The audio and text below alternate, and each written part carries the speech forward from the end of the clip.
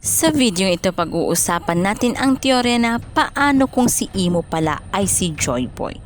So ito nga guys, isipin nyo to. Sa loob ng mahigit 25 years, lagi nating alam na si Joy Boy ang simbolo ng kalayaan at ng hinaharap.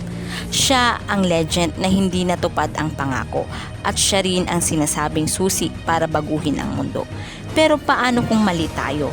Paano kung ang tunay na Joy Boy na nabuhay 800 years ago ay siya ring naging pinakamalaking kontrabida sa kasaysayan? Paano kung si Joy Boy mismo ay si Imo, ang nakaupo sa empty throne ng Mary June? Sino nga ba itong si Joy Boy? Si Joy Boy ay kilala sa Void Century, isang figure na may malaking papel sa Ancient Kingdom. Nag-iwan siya ng mga phoneglyph message tulad ng apology letter sa Fishman Island. Ang pangalan niya ay inuugnay nga sa Great Treasure at sa One Piece. Si Joy Boy para sa lahat ay simbolo ng hope. Pero ano kaya kung siya ay nabigo at ito ay dahil sa pinili niya mismo na talikuran ang kanyang misyon? Ito nga, sino naman itong si Imo? Si Imo is a mysterious sovereign ng world government. Walang nakakaalam kung lalaki, babae, matanda o immortal siya. Siya lang ang may karapatang umupo sa empty throne. Kinakatakutan siya ng mismong Gorosei, ibig sabihin mas mataas pa siya kaysa sa kanila. Si Imo ang pinakamalaking misteryo sa mundo ng One Piece at kung siya nga si Joy Boy, ibig sabihin ang legend na dapat ay savior ng mundo, siya rin pala ang naging tyrant ng mundo. Ito nga guys yung mga ilan nga daw na mga canon clues dito. Unang clue ay ang empty throne sa Mary June. Sinasabi na sa lahat ng bansa, walang sino mang hari ang nakaupo doon. Ito raw ang simbolo ng pagkapantay-pantay ng lahat ng 20 kingdoms na bumuo nga ng world government. Walang absolute ruler, walang supreme king. Pero ano itong nakita natin? Si Imo mismo ang nakaupo roon at hindi lang basta nakaupo, kundi buong Gorosei pa ang nakaluhod sa kanya.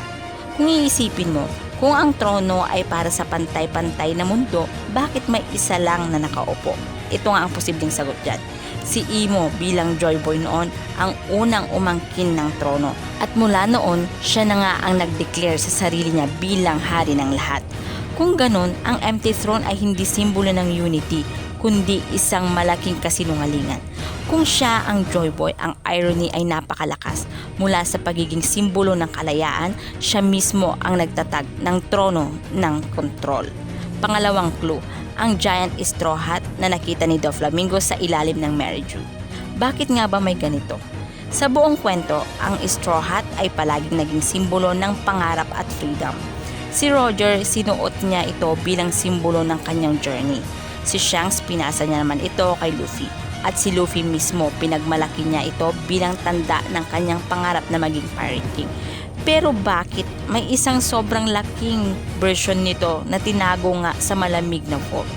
Ito nga ang possible explanation dyan. Kung si Joy Boy ay isang giant o half giant, kasya sa kanya ang sombrero. Kung hindi man, baka symbolic lang ito. Giant hat for a giant role in history. Bakit naka-freezer? Dahil ayaw sirain ni Imo, pero ayaw rin niyang ipakita sa mundo. Para siyang memorya na gusto nga niyang itago pero hindi nga niya kayang kalimutan. At ito ang pinaka napaka-ironic. Si Luffy suot ang straw hat, proud, malaya, buhay. Si Imo naman itinago ang straw hat na maaaring ibig sabihin nito ay takot, lihim at ang frozen past.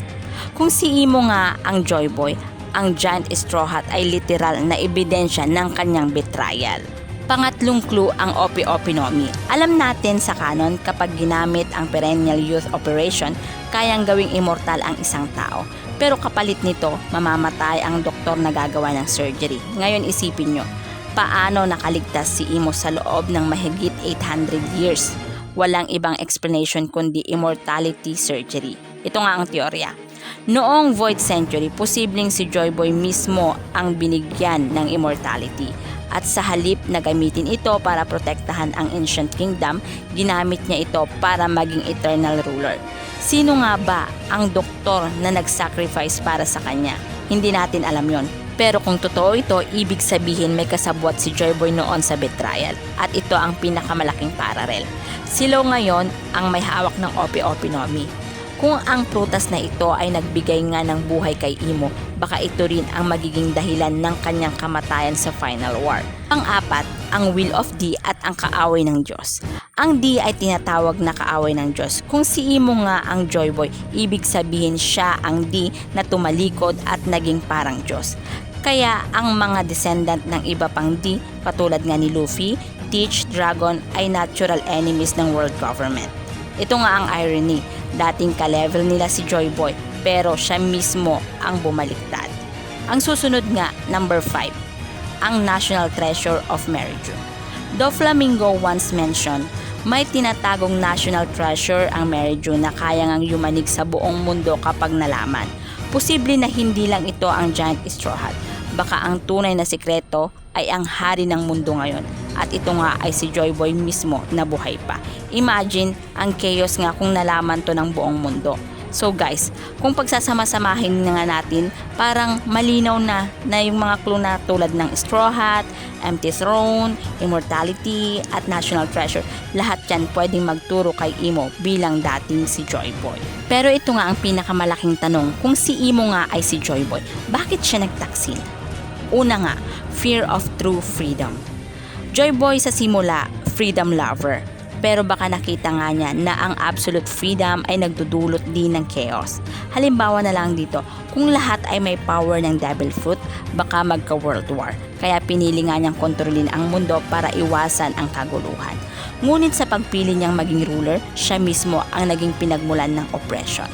Pangalawa, ang hindi natupad na pangako sa Fishman Island. Sa canon, nag-sorry si Joy Boy sa isang phoneglyphs. Hindi niya natupad ang promise niya sa mga fishmen. Bakit?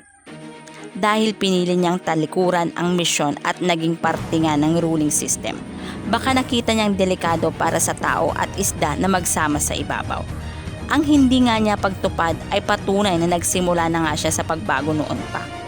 Pangatlo, the Devil's Deal Theory. Baka nakipag-deal siya sa force na nagbigay nga ng devil fruit. Ang kapalit nito, eternal life at unlimited power. Pero ang kapalit, kinain siya ng ambisyon at nawala ang original purpose niya. Kaya siya naging Imo, hindi naging Joy Boy, kundi dark version nito. Pang-apat, fear of losing power. Kung siya ang king ng Ancient Kingdom, baka natakot siyang mawalan ng trono. Kaya gumawa nga siya ng paraan. Kinuha nga niya ang 20 kings, nagbuo ng alliance at binuo ang world government. Imbis na maging savior, naging tyrant siya. Kung totoo ito, si Joy Boy ang mismong traitor ng mundo. Siya ang nagbura ng Ancient Kingdom para maitago ang kasalanan niya. At dito na nga papasok ang pinakamalaking tema ng One Piece, ang clash ng dalawang Joy Boy.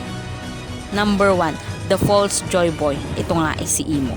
Siya yung dating Joy Boy na tumalikod, immortal, malakas, may control sa Gorosei at world government. Ang kanyang version ng peace, absolute control. Pangalawa, the true Joy Boy, ito nga ay si Luffy. Siya ang bagong Joy Boy na nagmana ng will ng nakaraan. Ang kanyang version ng peace ay absolute freedom. Kaya ang katawan niya ay naging Nika, ang mismong Diyos ng kalayaan. Pangatlo, symbolism ng dalawa. Imo ang kalaban ng freedom. Siya ang naging freeze sa Straw Hat.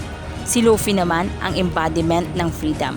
Siya ang sumusuot ng Straw Hat. Parang dalawang mukha, iisang coin. Pang-apat, yung emotional impact ng laban. Kapag nalaman ni Luffy na si Imo ay ang dating Joy Boy, lalong titindi ang laban. Kasi parang sinasabi sa kanya na, tignan mo, magiging katulad ka lang din namin. Kapag nagtagal, matutokso ka nga sa kapangyarihan. Pero dito na nga papasok ang conviction ni Luffy. Siya ang magpapatunay ng totoong Joy Boy ay hindi nga natitinag. So kung mangyari man ang posibleng paglalaban nila, possible na sa huling arc ito at baka maging laban din ng will at philosophy. Si Imo ang control through fear, si Luffy naman ang freedom through bonds. At dito na nga magdidesisyon ang mundo kung sino nga ang susundan nila. So ang laban na ito ay hindi lang laban ng simpleng pirate versus government. Ito ay dalawang Joy Boy na nagbanggaan, ang traidor at ang tagapagligtas. So kung si Imo nga ay si Joy Boy, lahat ng nakasulat sa history ay propaganda niya. Ang Void Century ay hindi simpleng pagtatago, kundi pagbura sa sariling kasalanan niya. ang One Piece ay posibleng truth na maglalantad nga sa tunay nga niyang pagkatao. Kaya desperado nga siyang pigilan si Luffy, Robin at ang iba pa ngang may access sa Poneglyphs. So guys, isipin nyo na kung gaano nga kalaki ang twist na ito. Ang savior na hinihintay ng mundo, siya rin pala ang naging tyrant na nagkulong dito sa kadiliman. At ngayon nakasalalay kay Luffy ang bagong Joy Boy na tapusin ang cycle na sinimulan ng lumang Joy Boy. So ano sa tingin nyo? Si Imo ba ay simpleng ruler lang o siya nga ba ang original Joy Boy na nagtaksil sa lahat? Isang bagay ang sigurado, sa huling laban ng One Piece ang katotohanan ay hindi nga maitatago. So dito na nga guys, nagtatapos ang video ito. Any comment and suggestion, just comment down below. Thank you!